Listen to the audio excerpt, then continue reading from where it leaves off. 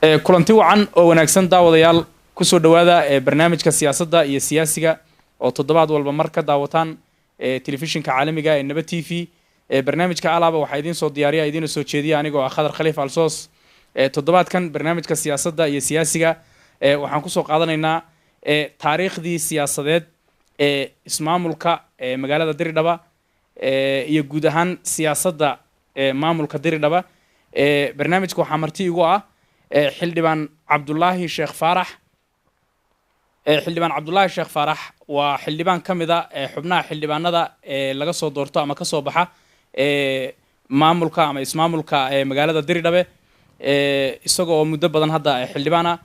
Cabdullaahi haddaan in yar idin baro, xildhibaanku wuxuu horey u soo maray gudoomiyaha degmada Erar ee gobolka City. wuxuu sidoo kale soo maray gudoomiyaha degmada Daroor ee gobolka Jarar ee dowladda deegaanka Soomaalida. sidoo kale wuxuu mar ahaa gudoomiye ku-xigeenka golaha joogtada ah ee arrimaha haweenka, carruurta iyo dhalinyarada ee baarlamaanka ismaamulka Diridhabe. xildhibaan ku soo dhow barnaamijka siyaasadda iyo siyaasiga ee Nabad TV. haddii aan barnaamijka u guda galo horay bal intaana su'aalaha u gelin xildhibaan, dadku inta badan Diridhabe unbay maqlaan iyo ismaamulka Diridhabe iyo magaalada Diridhabe. Diridhabe magacan xagee ka yimid horta? ma Soomaaliba ma Xabashiba muxuu yahay? bal haddaad faham naga siiso Diridhabe bal noo macnee xoogaa. kulli magacan Diridhabe wuu naga horeeyo oo magac waqti leh, laakiin sida taariikhda lagu hayo ama aan daraasad aan sameynay madax dhaqameedka iyo dadka waaweyn aan waraysan la sameynay ama xog ururin aan ku sameynay, laba qodob ayay noogu sharaxaan dadku. labada qodob waxa weeye Dirdhab ah iyo Dirdhabe. magaca Dirdhabe waa magac waxa weeye meeshii waxa weeyaan cadawga lagu dhabay weey. waa dhabid, waa iska celin weey, oo meeshii cadawga la iskaga celiyay. waxaad moodaa magacaas inuu xambaarsan yahay goobo macnaha inay ahaan jirtay boqortooyooyinkii hore zamana Masafanti waqtiyadeedii inay ahayd goobo macnaha magaca marka Dirdhabe qaabkaas ayuu noqonayaa. marka Dirdhab ah la leeyahayna waa magac qabiil buu raacayaa bay noqonaysaa bana badanayaa. marka waxa weeyaan waa Dirdhab ah macnaha dirta dhabta ah weey. macnaha fikirku saasuu macnaha odayaasha aanu kala maxadan ay ku macneeyaan inta badan. marka magaca Dirdhabe iyo Dirdhaba labadaba saas la yiraahdaa. laakiin nasiib daro magacaasi hadda waa magac Soomaalidu ku wareegaystay. magaalada magaceedu waa la bedelay already. waxa la yiraahdaa oo inta badan loogu yeedhaa qowmiyaadka kale. shakhsiga Soomaaliga Dirdhaba ku nool laftirkiisa ugu yeedhaa Diredhawa. waa magac dhalan guuriyay weey oo loo wareejiyay lahjada kale iyo luuqada kale. macna kalena marka yeelanaya. marka magacan inaga ayaa nidaahnee oo ay ahaan jirtay hadda magacaasi ma aha mid inta badan lagu dhawaaqo oo oran maayo qowmiyaadka kale. Soomaalida laftirkeedu kuma dhawaaqdo. waa magac imka Diredhawa waa la yiraahdaa. magac si suulayaba magac si suulay si socdo weey. dabcan saasay weey. Diredhawa markii la dhaho ama okay, waa maasantahay xildhibaan. su'aashiida labaad haddaan ku weydiiyo, magaalada Diridhabe waa magaalo ay ku nool yihiin qowmiyado kala duwan.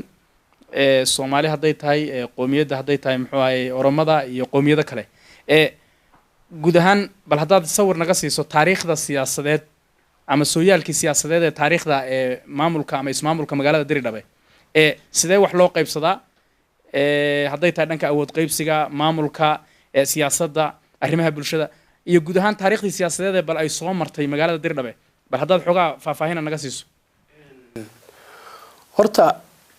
magaalada Dirdhaba sida la sheego ama ay ku qoran tahay waa magaalo madaxda labaad ee dalka.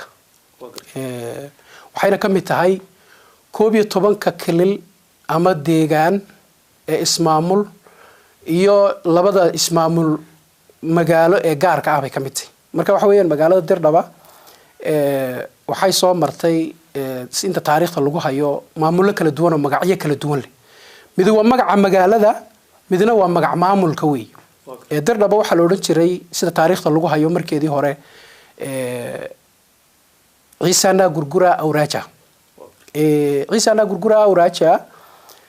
markii laga yimiday Dargidii. horta Dargidii waxay meelihii 77kii dhibaatooyinka ugu badan dadku ay kala kulmeen. dhibaatooyinkaas waxa kamid ahaa in dad badan maadaama ay ahayd goob dagaaladii ka keentay maad aragtay mushkiladii dagaal ee waqtiga jiray 77kii Soomaalida iyo Itoobiya mushkiladu ay ka jireen meel libin badan laga keenay maadaama ay ahayd kolkii 77kii dagaalkii dhamaaday waxaa la sheegaa ama taariikhda ku qoran in dhul badan oo Soomaalidu lahayd lala wareegay waxa kamid ah hanti ma guurto dhulku ay maxadana guryo ay kamid yihiin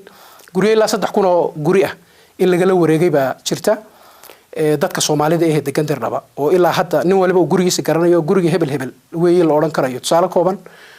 guriga hadda ugaas buuxo kale ugaaska gurguraha kale dhul badan oo lahaaba jirta oo caadi oo caan oo la garanayo xaafada Amistiyaan la yiraahdo ku yaala dhul badan oo dadka Soomaalidu ay lahaayeen baa jira markoo saasoo lagu la wareegay Cabdiraxmaan Booro kale dhul badan baa jira oo Soomaaliyeed oo saa lagu la wareegay waxa jira dhul beereed badan oo marka dhanka galbeed looga baxo magaalada Dirdhaba degmada Erar marka imika ahaan maamulkeeda la galo dhul badan oo iyadana saasoo kale lagu la wareego qabalaha Huursa la yiraahdo kale dhul beereed ilaa 500 oo beerood gaadhay oo maamulka كابينتك deegaanku baaldhawdu ka hadlayo la dadka gacantooda lagu soo celiyo dadka halka deganaa waa la qaxiyay dhibaatooyin badan baa soo gaaray marka waxa weeyaan magaalada Dirdhaba waxay soo martay taariikh maamul oo dheer asa ahaatee haddaan meel soka ka soo qabano waxna waan soo joognay waxna taariikhdan ku haynaa waxa weeye ciisana gurgura awraaja markay ahaan jirtay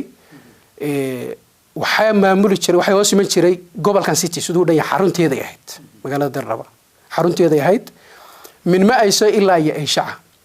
وقبل كسيتي أنت وكفر ديو أنا صار نقطة مرك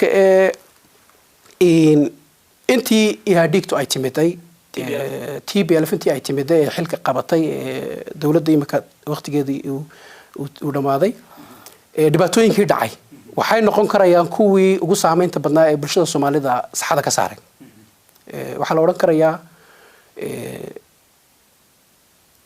Dirdhaba maalinkii lagu dhawaaqay in ismaamul deegaana la sameeyo ama kale la sameeyo meesha ay Soomaalidu isku qabatay baa caasimad ma ka dhiganaa mise waan ka deynaa wati goday loola cararay maalinkaas waxa la lumiyay oo la beerdareeyay magaalada caasimadii labaad ee Itoobiya oo ay Soomaalidu lahayd ba halka ku luntay waxa laga dhigay ismaamul ay xukunto TPLF ay si toos ah u xukunto waqtiga iyada ah ee dawladii Shigar Mengistiga ama transitional government-igi waqtiga iyada ahayd maayarka Dirdhaba Ismaaciil Aadan buu ahaa Soomaalida ka talinaysay Ciise iyo gurgura Liberation Front jabhada oran jirtay baa jirtay iyaduna gobolka city sidoo dhan yahay iyo inta badka ay ku fadhido ismaamulka Dirdhaba sidaas ay maamulka Soomaalidu ku haysan jireen xisbigii Soomaalida markii lagu soo sameeyay waxa lagu sameeyay isaga laftirkiisa markii ay leega iyo ONLF intii heshiiyeen ay soo dib soo saareen ama xisbiga dimuqraadiga Soomaalida ee hadda ka hor meesha ka baxay Huursa lagu sameeyay Huursa markii waxa la isku qabtay xarunta deegaanka aan ka dhigno Dirdhaba iyo aan ka dhigno goday baa la isla qaatay magaalada Dirdhaba marka Soomaalidu saasay kaga baxday waxaana loogu magac daray ismaamulka ku meel gaarka ah ee Dirdhaba loogu magac daray waxa loo dhiibay in la yiraahdo Salamoon Axmar aha muddo ka talinayay dan waxa qabsaday oo meesha yimiday ninkii loo oran jiray Fisaha Zaariyoon oo isaguna Tigray aha dadkaas xildhibaanada laga soo dooranayo iyo nidaamka iyo qowmiyadka meesha degan ee kala ayaa iska laha laakiin waxa weeyaan isbedel salbalaaran baa waqtiga ka dib yimid kulli okay magaaladani Dirdhaba hadaba inta wixii ka dambeeyay waxa la sheegaa in awood qaybsi la sameeyay oo ilaa hadda raadkeedii wali la sii hayo Oromadu ay in heleysay Soomaalidu in heleysay maamulka dadka kale oo xabashida iyo dadka kale oo address la in la siinay bal halka hadda noo dhax gasho seebu ku yimid awood qaybsiga oo hadda si xagee maraya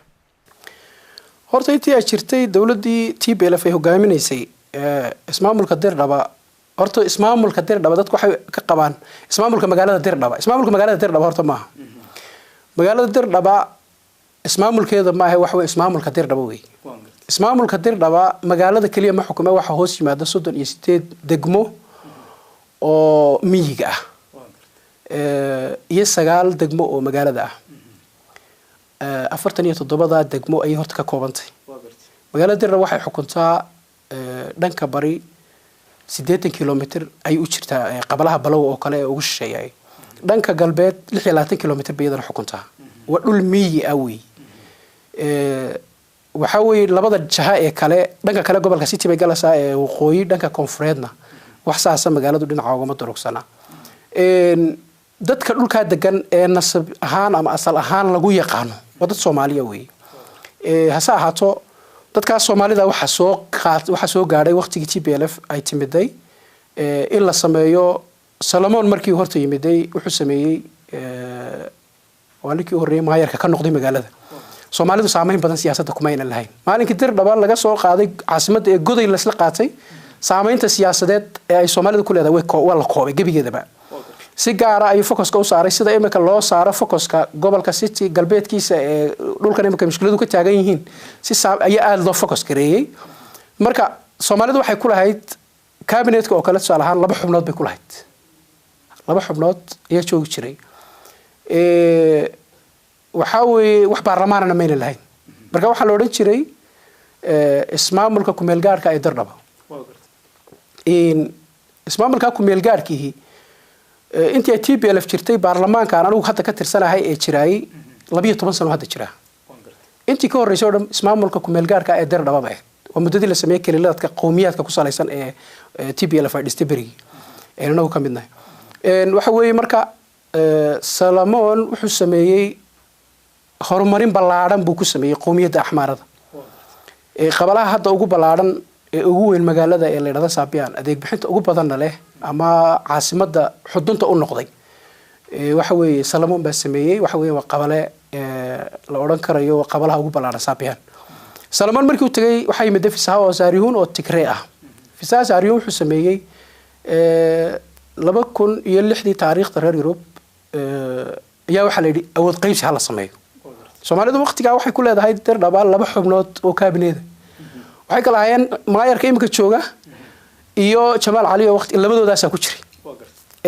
labada ku jiray iyo nin Tigray oo hogaamiya Oromadu sidoo kale saami noocaas iyaduna lahayd waxa la yiri dawladda hala dhameystiro Dirdhaba ku meel gaarnimada laga saaro shaqaalaha jooga ee ka shaqeeya Dirdhaba 85% waxa la oran karayaa waqtiga ayada waa qowmiyadda Axmaarada ay ahayd waxa la yiri waa markii ay timid sheekada la yiraahdo 4 haya ama 40 iyo 20 40 iyo 20 waxay keentay waa meelihii Soomaalida lagu lumiyay bay noqonaysaa waxa weeye waa baarlamaankii marka meel kasto wax kasto la sameeynayo marka cabir la qaadanayo de waxa laga soo qaataa baarlamaanka mushkiladda ugu weyn ee taagneed ba waxay ahayd saami qaybsiga waqtigaas oo khalkhalka u koobaad yimiday deegaanka Soomaalida siyaasadii waqtiga ka jirta ama siyaasiyiinta ka jiray ama xisbigan ha ahaado ama de fulintii deegaanka Soomaalida joogtay ha ahaatee lumintii koobaad labaadna markaas Soomaalidu lumisay marka Dirdhaba waa meel ay Soomaalidu iyadu lumisay ma aha meel iyadu islumisay ma aha waxa tiri halka hadaan su'aal ka weydiiyo Dirdhaba ma aha meel iyadu islumisay waa meel ay Soomaalidu ay lumisay ama ay gacanta ka bixisay waxa kale oo carab dhawday ama aad taabatay in siyaasiyiintii xilliga deegaanka ka tilnayay ama xisbiga xilliga deegaanka ka tilnayay oo inta badan ah xisbiga dadka maamulka ka noqonaya Dirdhaba hadaan khaldanayn ay ka tirsan yihiin wuxuu ahaa xisbigii dimuqraadiga shacabka Soomaaliyeed halka bal hadda dhax gasho waxaad leedahay dadaal inta ka badan ay sameeyaan baa la rabay ma iyaga saxay baad leedahay in 40 iyo 20 loo qaybsado maxaad ka wadaa 40 iyo 20 yaa kala qaadanaya bal tirada noo sheeg waxa weeye waqtigii saami qaybsiga ee la yiri Soomaalidu ha qaybsato waxa la keenay awaamiir baa la keenay labada xisbi baa inay heshiyaan ay EPRDF ama TPLF ugu tala gashay waqtiga iyada ah deegaanka Soomaalida ama xisbiga labada xisbi ee meesha in la qaybi loo qaybsado loogu tala galay ee 4 hayagan loogu qaybinayay ama 40 20 loogu qaybinayay waxay soo kala direen laba wufuudood labada wafdi waxay kala ahaayeen waxa ka socday deegaanka Soomaalida Axmed Shido waqtiga xogayaha xisbiga ana hogaanka horumarinta reer miyiga xisbiga EPRDF waxa isagana ka socday Haile Mariam Desalegn ra'iisul wasaarihii hore dalka oo guddiga fulinta waqtiga ka tirsanay isaguna saami qaybsigii halka lagu qaybiyay Soomaalidu aad bay uga biyadiitay iyadoo la isku duuban yahay waa 15 sano ka hor 2006 Gregorian calendarka ayay ahayd Soomaalida aad bay uga biyadiiday dhalinyarada madax dhaqameedka bulshada qaybaheeda kala duwan ee Soomaalidu arintaas way ka biyadiiday wayna salugtay ogsoono waa markii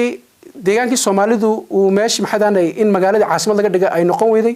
dan waqtigii labaad la yiri maamulkeeda hala dhameystiro saami qaybsi Oromiya iyo Soomaaliya cid kale la degta loo qaybiyo la yiri waxa timiday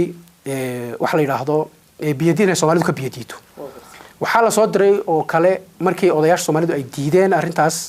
labadii mas'uul ee meesha timiday ay ka biyadiideen ay yiraahdeen annaga 40 afartamadaaba laguma doodaynin shacabka waxa loo soo bandhigay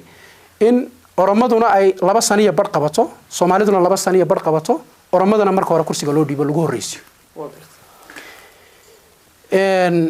arrintaas marka waa arrinta ay Soomaalidu aad ku biididay bahayd deegaanka waxa madaxweyne Cabdullaahi Xasan Cabdullaahi Lugbuur baaha gudoomiyaha xisbiga wuxuu ahaa Axmed maxadan ay Axmed wuxuu ahaa Cabdi Cali Shagax buu ahaa arrinta marka ka timid dhaliisha ugu weyn waxay ahayd dhalinyaradii horta markay diiday odayaashii iyo madax dhaqameedkii dadkii Soomaaliyeed markay yiraahdeen tan waxaan xasuustaa anigoo waqtiga fasalka 9 dhigto ardaya baashir waxaan ka qayb galay nooca looga hadlayay madaxweyne ku-xigeenku wuxuu ahaa isaguna Cabdi Jibriil buu ahaa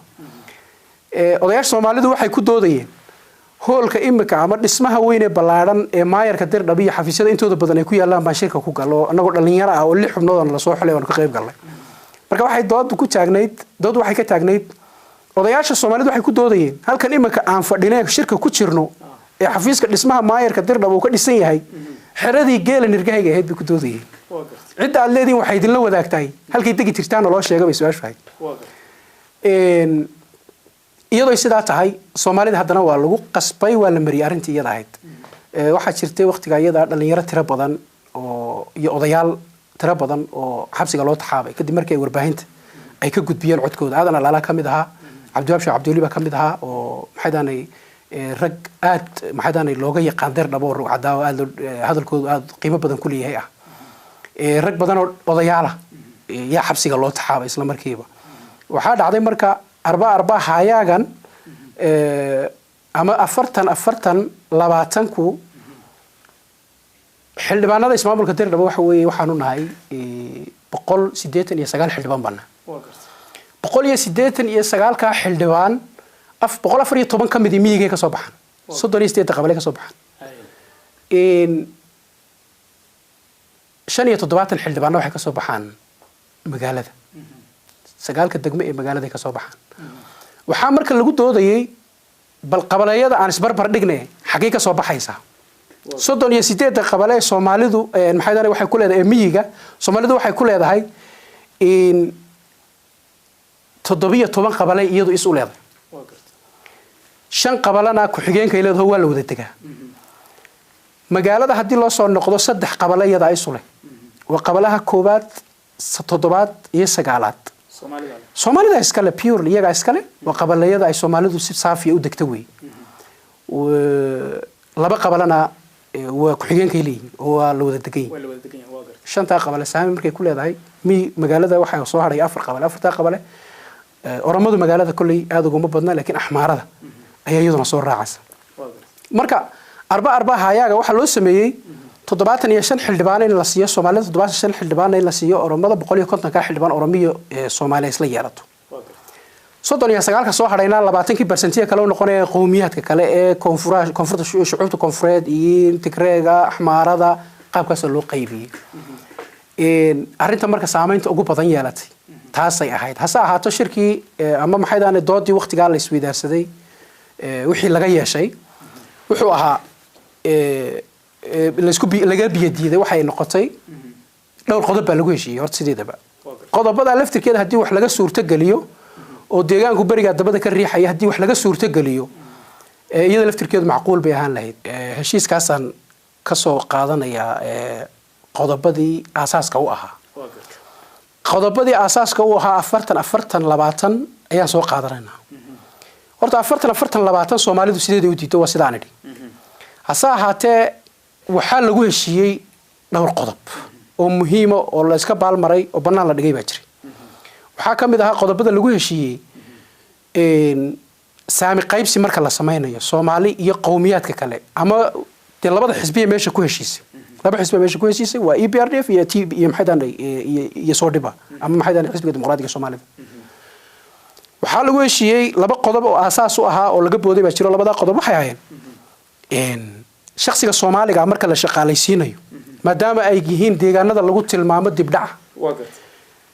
kan dhigta marka laga rabo degree in isaga diplom uu noqdo ama marka master la rabo booska loo rabo in isaga Soomaaliga lagu qaabilo degree ma aynan dhicin iyadana fursad dhalinyarada Soomaaliyeed halka ku seegtay bay noqoto in shaqaalaha Dirdhab ay galaan way adkaatay xubno nomination oo kooban oo lagu saleeyay 40 mooyee wax dhalinyaro shaqaalo muuqdo oo galay way adkaatay waa talabaad oo way position waa loo tartamaya waa talabaad waxa heshiye laba xisbi labada xisbi heshiye EPRDF kuma inay kaanin afar xisbi oo isgaraf socda ayaa xafiisyadooda ka furtay dirnaw waa TPLF waa kii axmaarada waa kii dhabuubta waa kii oromada afar xisbi oo wada socda keenuna uu shaneeyay marka cid ay taladu ka go'day ilaa xisbiga wax lagu maamulayay xisbiyadaas ay noqotay waa la dominate gareeyay marka xisbigii Soomaalida ee laantiisi dirnab halka hal xisbi ka ahaan lahayd afar xisbi hal xisbi ay noqoto inaguna waan shanaynay waa meesha ay ku luntay fursad badan oo maxaydaanay dawladii wadaagayda lagu heshiiyay ay suurta galin lahayd aad baad maasantahay waxaad hadda sheegtay in loo qaybiyay maamulka siyaasadda ee dirdhaba 40 Soomaalida ay yeelanayso iyo 40% oo yeelanayso muxuu ahay 40% ay yeelanayso qoomiyadda Oromada iyo 20 boqolkiiba oo yeelanayaan axmaarada iyo dadka kale ee qoomiyad kale aadariska meesha degan wax kasto dhacayba hadda isbedel baa ka dhacay dalka Itoobiya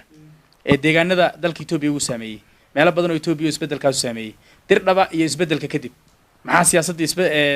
maamulka dirdhaba ama ismaamulka dirdhaba maxaa isbedelka kadib ku yimid oo isbedela maxaa ku muuqda hadda waxa weey hadda waxa ii muuqda horta dirdhaba aad baa looga shaqeeyay oo Soomaalida joogtay wada degan ee walaalaha ah ee Soomaalinimo inay horta isku difaacaan dadaal badan baa laga galay inayna suurta galin waxa la kala fogeeyay qabaa'ilada meesha degan waxa laga dhigay inaynan iyagu wada tashi yeelanin tusaale kooban haddaan imika soo qaadano dirdhaba yaa dega hadii la yiraahdo waxa la oranayaa Ciise Gurgura iyo Oroma degan waa qowmiyad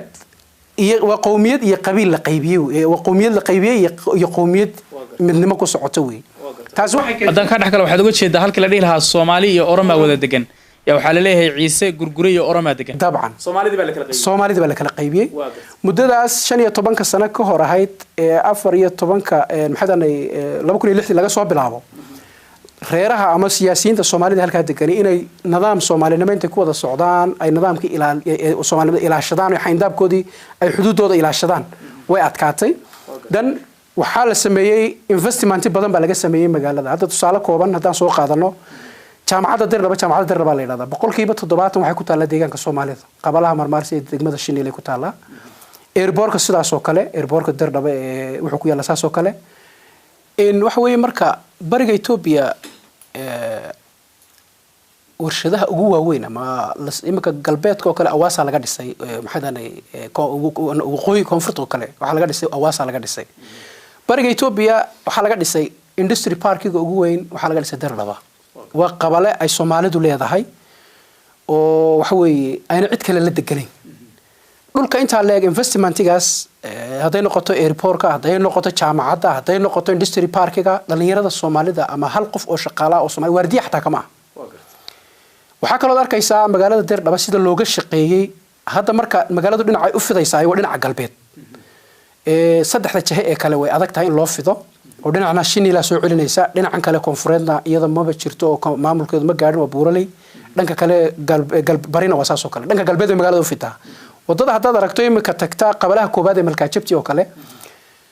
مركا دنا كونفرنت جايسو وحالة دقيقة بورت كذا اللي دقيقة سيلو دقيقة بس ويدين يسا لكن دنك وقوي كسور شيء مركا عاديكتو وحال جبوا حيي واللاند investment ويان هبص هاته إن للدجو أو ضدك الشعب كالصومالية ده هالكهاد كان أي دجان وقول لك حرمي وي مركا ضدك الصومالي ده دول أهان سياسة أهان لقال أهان أنت بدر دبا وحوي سامنت وجبت نيب أيوكو حلو أنا هالكهاد عندك هذا حويديو السؤال maxaa sababay markaas oo loogu sababeynaya dhulka Soomaalidu aag ay degaysay in laga dhigo industrial parkigi iyo maxay qaybihii loogu talagalay maalgashiga sida airportkii maalgelinadii waaweyn in laga sameeyay warshadihii iyo saad sheegayso haddana Soomaalida ayna shaqo ka helin ma Soomaalida baan aqoonti lahayn mise sidaaba loogu diiday ta kale dhinacan Soomaalidu degto maxaa ama dhinacan Soomaalida in hadda la dego maxaa macnaha dhanka Soomaalida ka dhigay in maalgashiga dhulkii maalgelinta in laga sameeyo oo aan la dhihin waa dhul degaan oo dadka shacabka aan loo ogolayn maxaa siyaasadda ka dambaysa maxay tahay halka waxa weeye politically marka adiga lagu dominate gareeyo dhulkaagana inaadan degin in laga xarimayo waa qorshe u yaalo weeye oo durugsan weeye laakiin Soomaalidu aad bay uga hurdaa arrinta iyada war kama hayso haba la qaato dhulkii ha laga dhigay investment inaad ka faa'iideysato ninka imika dhulka laga qaaday waardiye maanta kama aha waa siyaasadda ay isticmaalayaan dad fikir durugsan qaba ama aragti durugsan qaba laakiin dadka Soomaalidu ay ku baraarugsaneen weeye marka dhalinyarada Soomaaliyeed ee Dirdhaba degani waxay ahmiyadda mar walba siiyaan 80-90 inay kililka ka shaqeeyaan gobolka city iyo deegaanka goobi qaybiisa kala duwan laakiin saameyn maadaama aan lagu lahayn siyaasaddu saameyn badan maadaama aysan jirin oo la dominate gareeyay Soomaalida iyadina la qaybiyay waxa meesha taala kala durugsanaan badan oo halka aynu inagu joognay iyo halka qowmiyadkan wax la wadaagana ay joogaan ayaa jirta taas sababaysa marka inaadan wax siyaasadda qayb ku yeelan kadibna aadan tusaale kooban hadda xisbiga Soomaalida waqtigii wax la qaybsanayay qabalayada la isku qabtay baa jiro la yiri halkani waa Soomaalida leh iyo Oromada leh oo la isku qabtay baa jiray waxaan xasuustaa deegaanka Soomaalidu halkii uu ka dhiidhin lahaa ama xisbiga dimuqraadiga halkii uu ka dhiidhin lahaa xubno ka tirsan guddiga fulinta oo markaa Cabsalaan oo kale matalan laga soo dooran jiray Cabtoobo laga soo dooran jiray maxadan ay ka soo galayay Ismaaciil Gudadho guddiga fulinta ku jiray Abdullah Gamadha waqtiga isaga ahaa madaxweynaha Oromiya ay dood ku wada galeen Addis Ababa macnaha halkay ka ahayd inta Soomaalidu inay doodo oo Addis Ababa fagaarayaasha laga doodayo ay tagaan qabalayadan iyo degmooyinkan annaga ay ku doodi lahayd waa la dayriyay Dirdhaba marka meesha ay ka sii daysay aadka maxadan ay dhaliisha badan ay ka keentay waxa weeye hanasha la'aanta hogaaminta Soomaaliyeed salkeedu yahay maxadan ay deegaanka Soomaalida waa gartay hadda waxaad sheegtay inaysan jirin midnimo u dhaxaysa 40% qayb ahaan intii ay u heleen 40% ahayd Soomaalida maamulka Dirdhaba inay ka helaan 40kii laftirkooda inaan midnimo lahayn oo la kala qaybiyay ama iyaga laftooda aysan hal meel wax u wada wadin baad sheegtay waxaad dhaliil dusha kaga tuurtay oo soo jeedisay siyaasiyiintii deegaanka ka talinayay oo sheegtay inay dayaceen oo aynan siyaasad ahaan dad meeshaasi ay ishoodu hayso ama talada ka dhiibta ama ka dhiidhiya inaan ahayn isbedel baa dhacay hadda qolyihii TPLF ee lagu eedeynayay inay ama lalaha wax badan bay cadaadiyeen ama wax badan bay suul ku raaciyeen hadda way ka baxeen daaqada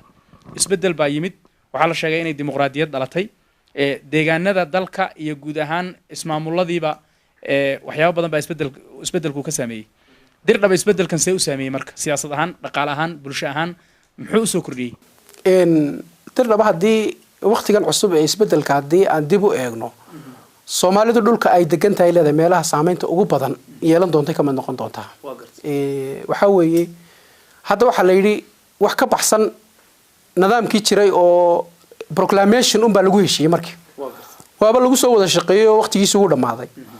maanta labadii xisbiye wax ku heshiiyay iyagiiba hal xisbi isla noqdo BP baa la isla noqday waxa ay noqon doonto saami qaybsigu ilaa hadda su'aal baa ka taagan iyo qaabka loo maamuli doono waxa weeye lama garan karayo nidaamku waxa isbedeli doona ilaa hadda lama garan karayo waxa weeye guddiga fulinta ama amra committee oo kale sida ay noqon doonaan imika waxa weeye xisbiyadu way isku biireen gudoomiyaha xisbiga xisbiyadii tirada badnaa hal xisbi isla noqday nin Oromaana gudoomiye ka ah nin Oromaana gudoomiye ka ah waa isweydiin su'aal meesha taalo weeye xagee loo socdaa tagale isweydiinaya waxay tahay deegaanka Soomaalida xukuumadda ka jirtay waxay responsible ka tahay mas'uul ka tahay guud ahaan Soomaalida ku nool Ethiopia meesha doonaya ku noolaatay waayo federalism maanta jiray waxa weeye waa ethnic federal weeyaan waa qowmi macna waa mid qowmi ah ka qowmiga marka ama federal joog ama safiir joog ama kilil ama meel Ethiopia kamida ku noolow waxa responsible ka ah xisbiga ka soo jeediyo deegaanka ka soo jeediyo qowmiyadda ka soo jeedo marka deegaanka Soomaalidu ilaa iyo intii imka isbedel ku dhacay wax saameyn oo soo balaaran oo muuqda oo uu ka muujiyay xaaladda Dirdhaba iyo waxay noqon doonto waxay ku dambeyn doonto ilaa iyo hadda ma muuqato mid cad ma aha oo waadix ah ururadii oo dhan way isu tageen hal xisbi noqdo halka xisbana imka gudoomiyaha waxa uu Oromaka waxa weeye Oromadana ku xigeenka Soomaali bay yaa noqotay sidaan filayo marka ma cadda ilaa hadda xisbiga ma qaybta BB ee Dirdhabaad ka sheekeynaysaa طبعا ها waxaan ka hadlayaa waxa laga yaabaa dadka qaar ina daawanaya markii aad tiraahdo dadkii xisbiyadii oo dhan hadda xisbiba isku noqdeen oo BB la yiraahdo ama barwaaqo gudoomiyahana Oromaka markaa tiraahdo inay u fahmaan heer federaal marka waa maamulka Dirdhabaad hadda ka sheekeynaysaa wali dabcan waxaan ka hadlayaa anigu saami qaybsiga dawladii wadaaga ahayd ee ka jirtay Dirdhaba oo xisbiyadii wadaaga wax ku maamulayay walow ay goldolo la jireenba ina maanta hal xisbi uu noqday halkaa xisbina dee wixii loogu heshiinayay iyo waxa lagu wadaagi doono ay su-aali ka taagan tahay tusaale kooban xildhibaanadan aan hadda ka sheekeynaya waa heer maamul wey magaalada dirdhaba horta ismaamul magaalo meehe waa maamulka dirdhaba la yidhahdaa waxaa ka soo baxa 2 xildhibaan baa ka soo baxda labada xildhibaan ee ka soo baxda ay mid waa Oromo waa xisbiyo mucaarado challenge gareeya hadda ka hor meena jir marka laga reebay qanijidkii midna waa Soomaali waxaa jirtay mar la tartamay baa jirtay doorashadii 92 ee taariikhda Itoobiya Oromona way oroday Soomaalina way oroday labadii xildhibaan 2 loo orday Oromona labadeedii bay soo dhigtay Soomaalina labadeedii bay soo dhigtay waana wada muxaafid Soomaalikeedii labadeedii ayaa soo baxay waxay muujinaysaa taasi heerka ay ka joogto Soomaalidu dirdhaba waqtiga iyada ay joogtay waa 92 doorashadii tan ku saddexayd baan u badinaya waxaa xigtay tii 97 qanijid baa soo tafaxaytay oo waa kii wadanka qaybo badan huwaday waxaa la yiri ninka Tigreega ay waqtiga iyada joogay Fasaari wuxuu yiri Oromayna mid soo sharax Soomaaliyana mid soo sharaxo qaabka aan sameeyno waxaa la yiri waa inoo qaybiyo magaalada oo ninba meeshiisa lagu ogaado bariya galbeed baa loo qaybsaday tixda weyn ama toga weyn ee magaalada dhaxmara la kala qaybsaday waxaa la yiri barina ha qaadato Soomaalidu galbeedna ha qaadato Oromadu halkii Oromada qanijid ku qaatay laakiin Soomaalidu mar walba way soo saartay ogsoono markii horena iyagoo caadi ah tartameen labada Soomaalida soo baxday labada Oromada waa la reebay waa doorashooyinka la oran karayo si madax banaan macnaha majority-ga cidda ah baa la ogaan karaya